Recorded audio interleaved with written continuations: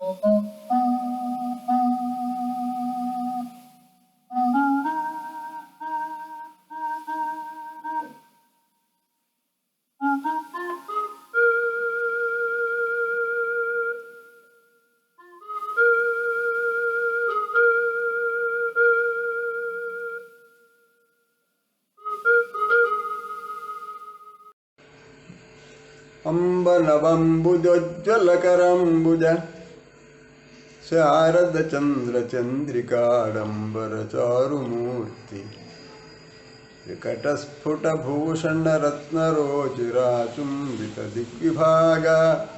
श्रुतिसुक्तविविक्तनिजप्रभाव भावाम्बरवीथिविश्रुतविहार ननु नृपजूडु भारती चतुर्मुखमुखाम्भोजवनहंसवधूर्मम मानसे रमतां नित्यं सर्वशुक्ला सरस्वती. ఉపదేశం చేసిన కారణంగా గురువు మనకు గురువు అవుతున్నాడు. కాబట్టి ఆ ఉపదేశం అనేదే గురుస్వరూపం.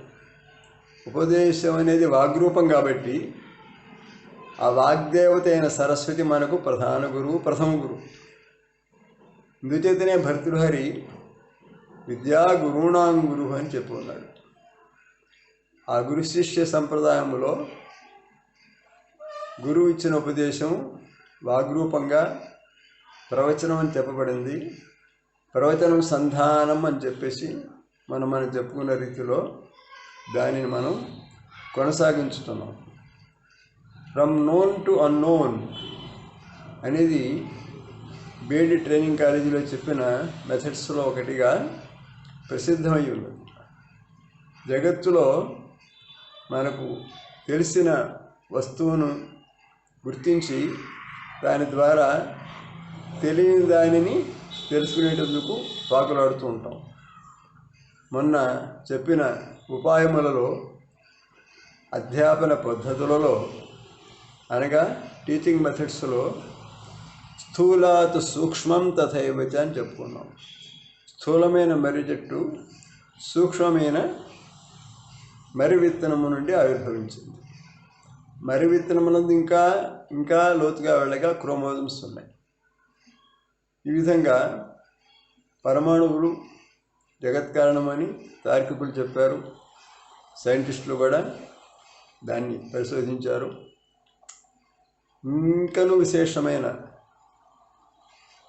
విజ్ఞానం ఏమిటంటే సూక్ష్మ శబ్దము వ్యాపకమైన తత్వాన్ని తెలియజేస్తుంది. భూమి స్థూల భూతము, తర్వాత జలములు, అగ్ని, ఆ తర్వాత ఇంకా ఒకదానికంటే ఒకటి సూక్ష్మమవుతున్నాయి వాయువు, ఆకాశం. అన్నింటికంటే సూక్ష్మమైనది ఆకాశం. ఆకాశాద్ వాయు వాయురగ్ని. ఆకాశం నుండి వాయువు, వాయువు నుండి అగ్ని, అగ్ని నుండి జలములు, జలము నుండి భూమి అని తైత్తిరీయోపనిషత్తు మనకు చెబుతున్నది.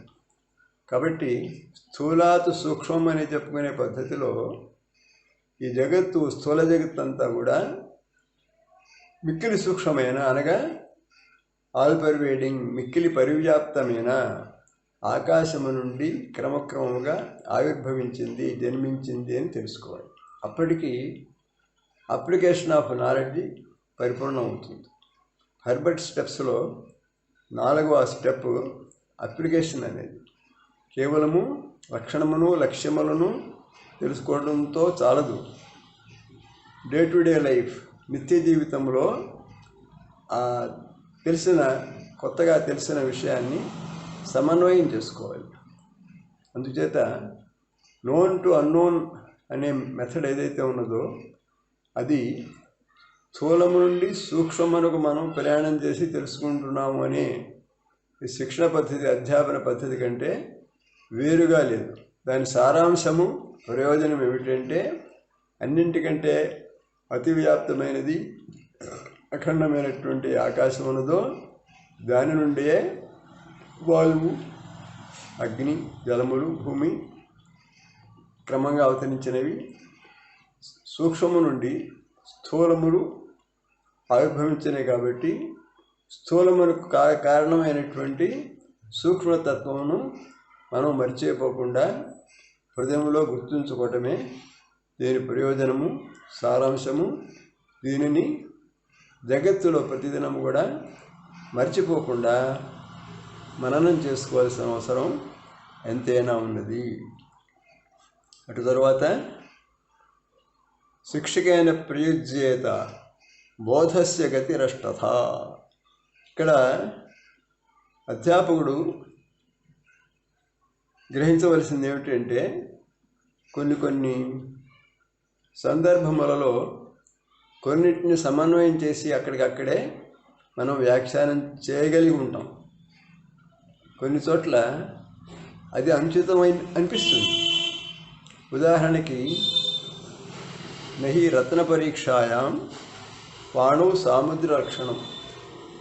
ఆడపిల్లలు గాజులు వేయించుకుంటుంటారు.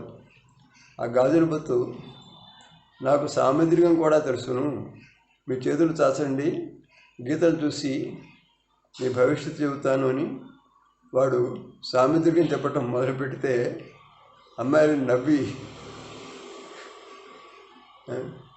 విసుగెత్తి అక్కడి నుండి వెళ్ళిపోతారు, పారిపోతారు.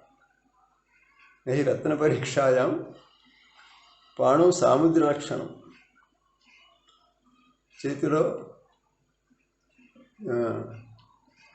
చేతిలోనికి అందంగా ఉన్న గాజులు కానీ రత్నములు కానీ తాపడం చేయించేటందుకు తీసుకువెళ్ళినప్పుడు అక్కడున్న గాజుల బొత్తు కానీ కంసాలు కానీ నాకు సాముద్రికం కూడా తెలుసును, ఆ చెయ్యి ఇటు చాచండి అంటే అది సముచితమైన సందర్భం కాదు. దీన్ని అధ్యాపకుడు బాగా తెలుసుకోవాలి. ఏ ప్రస్తావనను ఎక్కడ సదుపయోగం చేసుకుంటే ఇది సార్థకమవుతుందో, పిల్లలకు జ్ఞానభిక్ష పెట్టినవాడు అవుతాడో దాన్ని జాగ్రత్తగా గమనించాలి. దీన్నే ఉపనిషత్తుల్లో కుత్ర సంగచ్చతేనికిం మృత్తికాపి కులాలస్య బ్రహ్మ విద్యాం విగాహతే. ఉపనిషత్తుల్లో చెప్పినట్లుగా కుమ్మరి యొక్క మట్టి కుండలు దీనిని తీసుకొని వేదాంత తత్వమును గ్రహించుకోగలుగుతున్నాం. ప్రసంగాన్ని కుత్ర సంగచ్చతేనికి, ప్రసంగవశాత్తు వచ్చిన విషయాన్ని తీసుకున్నవాడై తెలివి కలిగిన ప్రతిభావంతుడైన అధ్యాపకుడు పిల్లల మనస్సులో సత్యాన్ని లగ్నం చేసేటందుకోసం హఠాత్తుగా వెళ్ళి మట్టి, కుమ్మరి, కుండలు, అనేక విధములైన మూకుళ్ళు, కూజాలు ఎన్నో తయారవుతున్నాయి. ఇవన్నీ కూడా మట్టి కంటే ఏ విధంగా వేరుగా లేవో నామరూపాత్మకమైన విశ్వమనందు అనంత సంఖ్య కలిగిన పదార్థములన్నీ కూడా జీవకోటి అంతా కూడా నిత్య సత్యమైన అస్తిత్వము కంటే వేరుగా లేవు. మృత్తికేత్యేవ సత్యం ఆచారమణం వికారో నామధేయం అని చాందోగ్యంలో చెప్పిన వేదాంత శాస్త్ర తత్వము అధ్యాపకుడు సులువుగా పాఠన క్రమంలో పిల్లలకు తెలియజేయవచ్చు, తప్పు లేదు. ప్రసంగేన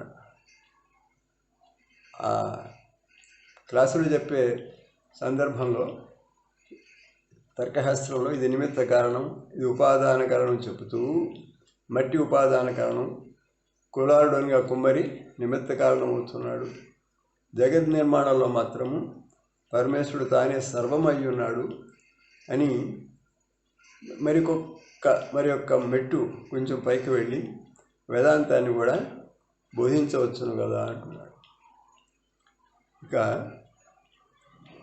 అనిశ్చితాత్ వినిర్ణీతం పూర్ణాదాంశికమేవ చ అంశాదవయ విజ్ఞానం అనుభూతాత్తు అసంగతి అని ఇంకా కొన్ని పద్ధతులను మనం చెప్పుకోబోతున్నాం.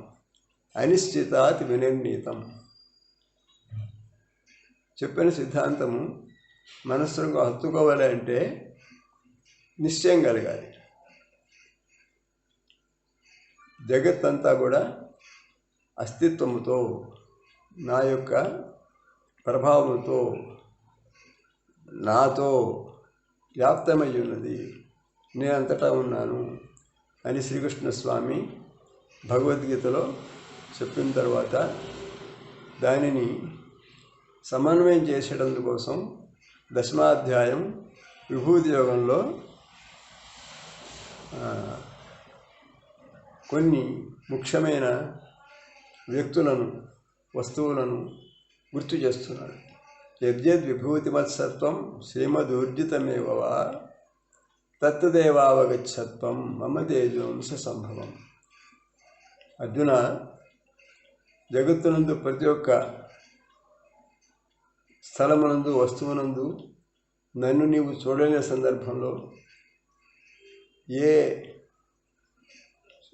సిరీస్లో, ఏ జంతువులలో, ఏ వస్తువుల్లో, ఏ పదార్థములో ఏది ప్రశస్తంగా కనిపించుతున్నదో అది నా యొక్క అంశతో, నా యొక్క కళతో ఆవిర్భవించింది అని ధ్యానం చేసుకుంటూ ఉన్న నాయన, నీవు దానివల్ల దోహదపడతావు ఉంటాడు. సర్వత్రా విద్యమానమైన అస్తిత్వాన్ని, సచ్చిదానంద స్వరూపాన్ని గుర్తించలేనప్పుడు దూడ, పేడ, గోడ ఈ విధంగా ప్రతి ఒక్క చోట అస్తిత్వాన్ని గుర్తించటం కష్టమైనప్పుడు శ్రీకృష్ణ స్వామి ఉత్తమోత్తముడైన అధ్యాపకుడు కాబట్టి విభూతి యోగంలో ఏం చేస్తున్నాడు? అనిశ్చితాత్ వినిర్ణీతం. చాలా చాలా విశేషాలను విభూతి యోగంలో అందించున్నాడు. ఉదాహరణకి అశ్వత్థ సర్వవృక్షాణం, చెట్లన్నింటిలోకి నేను అశ్వత్థ వృక్షమై ఉన్న రావి చెట్టును నేనే. రావి చెట్టుకు ప్రదక్షిణ చేసిన తర్వాత సంతాన ప్రాప్తి కలిగిన దంపతులు కూడా ఉన్నారు ఈనాటికి. సైంటిస్టులు చెప్పినట్లుగా మ్యాక్సిమం ఆక్సిజన్ ఇవ్వగలిగిన వృక్షం ఏదంటే రావి చెట్టు మాత్రమే అని చెప్తారు. గ్రహదోష శాంతికి రావి చెట్టు ఆకులతో విస్తరణను కుట్టుకొని దానిలో భోజనం చేయమని చెప్పి పెద్దలు చెబుతుంటారు. రావి చెట్టు పుల్లలు సమిధలుగా హోమానికి పనికొస్తుంటాయి. అశ్వత్థనారాయణులకు ప్రదక్షిణం చేయటం, అక్కడ వేప చెట్టు కూడా ఉన్నట్లయితే లక్ష్మీనారాయణ సంయోగం అని భావించి పూజ చేయటం కూడా మన సంస్కృతిలో ఉన్నది కదా. ఈ విధంగా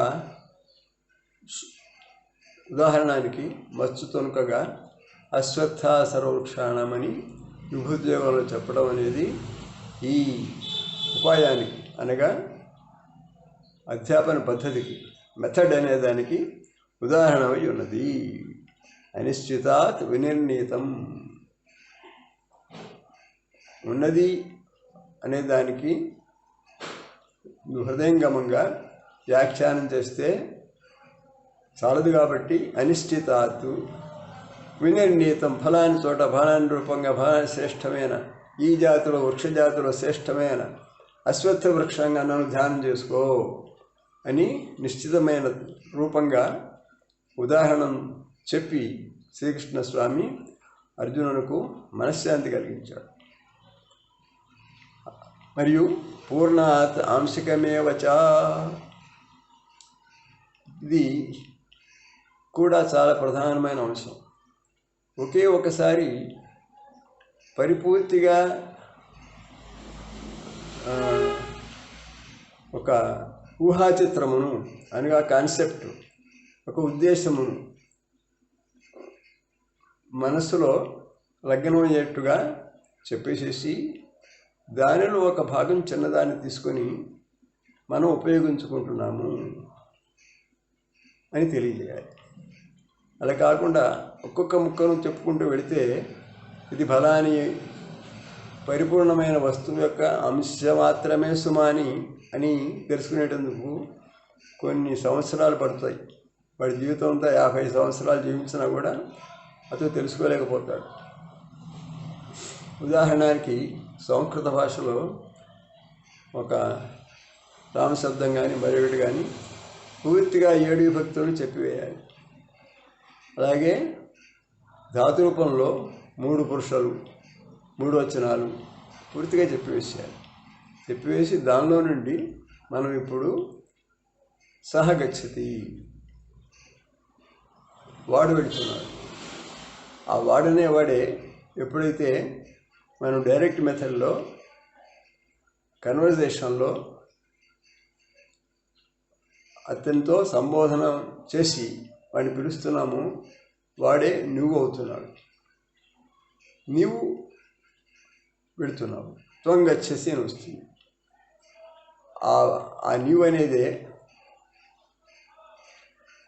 నా వైపు నేను చూసుకున్నప్పుడు ఉత్తమ పురుషులో అహం గచ్చామి అని ఉంటుంది. ఒకే వ్యక్తి సంభాషణ శైలిలో వాడని నీవని నేను అని చెప్పబడుతున్నాడు. నేనే మరొకరికి నీవు అవుతున్నాను.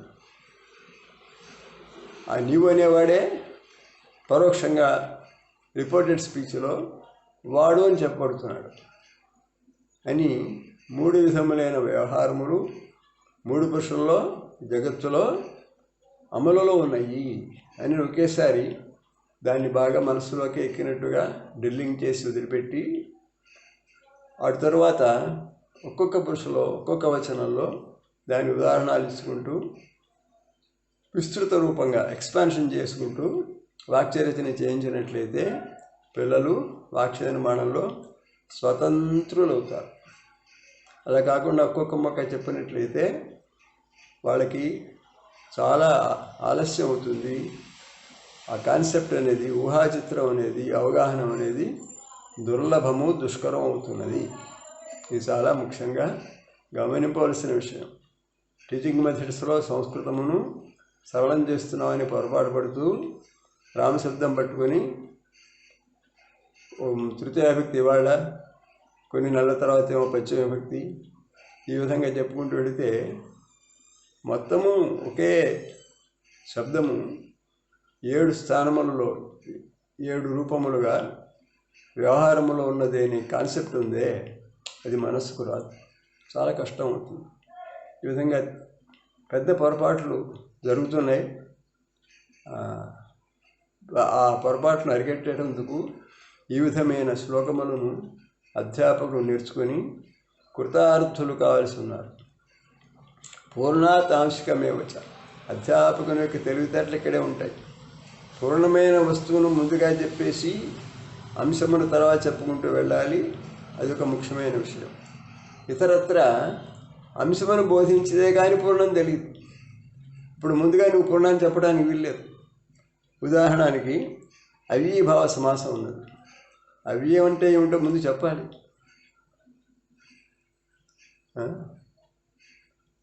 యన్నవ్యేతి తదవ్యయం సదృశం 3 లింగేషు, 3 లింగములందు 3 వచనములందు విభక్తులందు ఏదైతే మార్పు చెందదో అవ్యయము అని చెప్పి దానికి ఉదాహరణములుగా వాక్యరచన చేయించిన తర్వాత అవ్యయభావ సమాసం వచ్చినప్పుడు, దాంతో సమాసం చేసినప్పుడు ప్రతిదినం మన చోట, అనుగంగం మన చోట ఆ మొత్తం పదం అవ్యయమే కూర్చుంటుంది అని చెప్పినట్లయితే వాడికి అర్థమవుతుంది.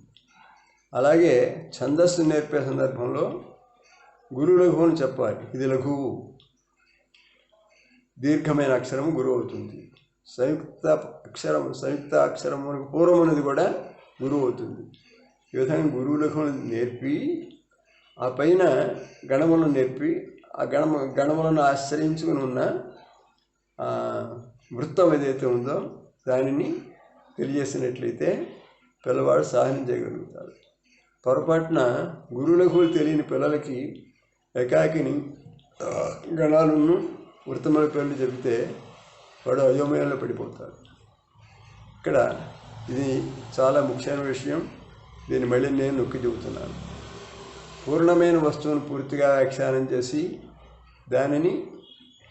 దాని యొక్క అంశాలుగా వాక్య ప్రయోగము నేర్పే పద్ధతి మొదటిది. అంశాన్ని ముందు నేర్పించి దాన్ని ఆశ్రయించుకున్నటువంటి పూర్ణమును దాని ఉపయోగం వల్ల వచ్చినటువంటి మరొక రూపమును, మరొక విస్తృతమైన రూపమును, భాషలో ఉన్న దానిని తెలియజేయటం అనేది రెండో పద్ధతి. ఇక్కడ తాను భ్రాంతిలో పడకుండా అంశ నుండి ఎప్పుడు పూర్ణమునికి వెళ్ళవలను, పూర్ణము నుండి ఎప్పుడు అంశమునకు తీసుకుని రావాలని విద్యార్థులను తీసుకున్న బాగా చక్కగా వివేకంతో తెలుసుకున్నవాడే ఉత్తముడే అధ్యాపకుడు కాగలడు. అనుభూతాత్ అసంగతి అనుభవతి నహి దృష్టే కించిత్ అనుపపన్నం నామ. ఇది అన్నింటికంటే ముఖ్యమైనది. ఎందుకని అని అడగటం అనే దానికి అంత ఉండదు. నీకు ఎలా తెలుసును అనే దానికి సమాధానం ఏమిటంటే, నాకు తెలుసును కాబట్టే నేను చెబుతున్నాను. భూమికి ధారణ శక్తి ఉన్నది, అనుభవంలో ఉన్నది. న్యూటన్ కనుక్కున్నాడు, సరే, కనుక్కోపూర్వం కూడా ఉన్నది. ఎందుకు అంటే దానికి సమాధానం లేదు. నీకు ఎలా తెలుసును? దానికి సమాధానం ఏమిటి? అనుభూతాత్ అసంగతి నభవతి దృష్టే కించిత్ అనుపపన్నం నామ. నాకు ఈ లెక్క తెలియటం లేదు అన్నప్పుడు, తెలియట్లేదు అనేది అజ్ఞానం.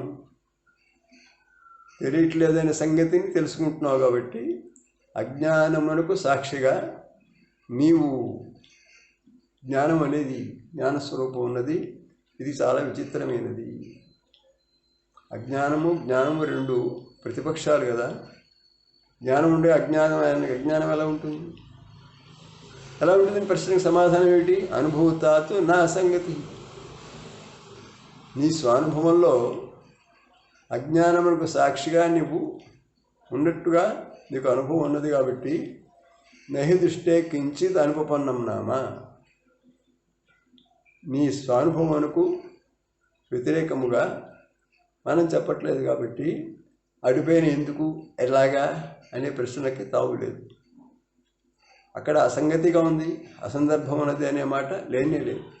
ఈ విధంగా ఆత్మవిశ్వాస జాగరణం అనేది సమస్తమైన విద్యలకు సత్ఫలితం కాబట్టి ఆ ఆత్మవిశ్వాస జాగృతి కోసము ఈ చిట్ట అధ్యాపన పద్ధతిని మనం అన్నిటికీ మర్చిపోకూడదు. నహి దృష్టే కించిత్ అనుపపన్నం నామ. స్వానుభవంలో ఉన్నది కాబట్టి ఇది ఇక్కడ అనుపపత్తి, అసంభవము, అసంగతి అనేది లేదు అని మనం దృఢంగా పిల్లలకి చక్కగా తెలియజేసి వాళ్ళను ఆత్మవిశ్వాస భరితులుగా మనం తీర్చిదిద్దవలసి ఉన్నాము. ఈ విధంగా అధ్యాపన పద్ధతులను వేళ గురువారం నాడు మనం స్మరణం చేసుకొని గురుబ్రహ్మ అను శ్లోకంతో దీన్ని మరి ఒక్కసారి చింతనం చేసుకుంటున్నాం. గురుబ్రహ్మ గురుర్విష్ణు గురుర్దేవో మహేశ్వర గురు సాక్షాత్ పరం బ్రహ్మ తస్మై శ్రీ గురవే నమః.